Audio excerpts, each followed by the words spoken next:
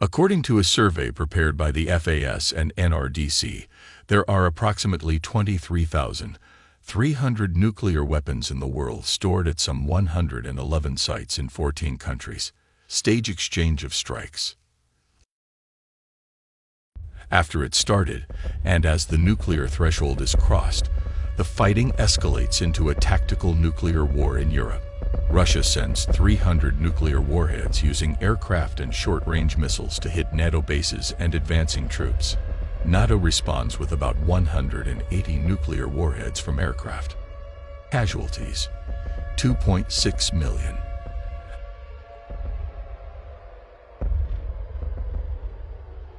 When Europe is destroyed, NATO launches a strategic nuclear strike of 600 warheads of U.S. land and submarine missiles aimed at Russian nuclear forces.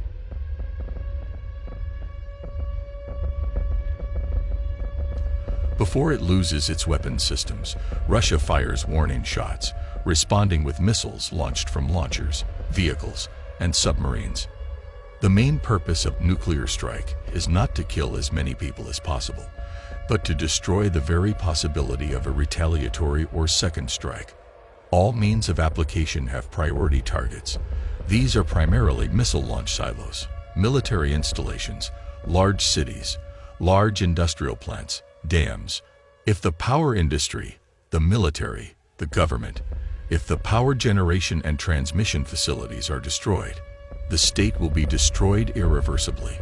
In order to prevent reconstruction of the other side, Russia and NATO are striking at 30 of the most populated cities and economic centers of each other, using 5 to 10 warheads in each city, depending on the size of the population.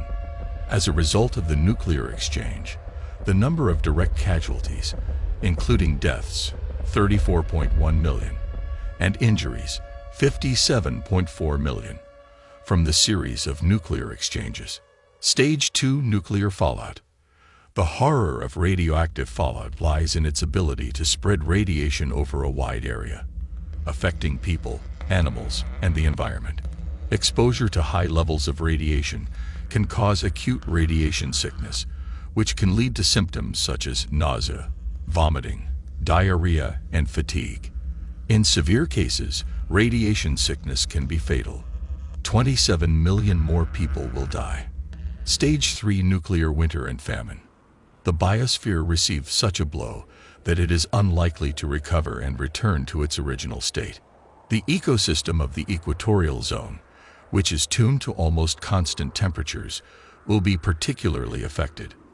There, even if forests are not burned, higher forms of life will disappear, apparently, completely or almost completely.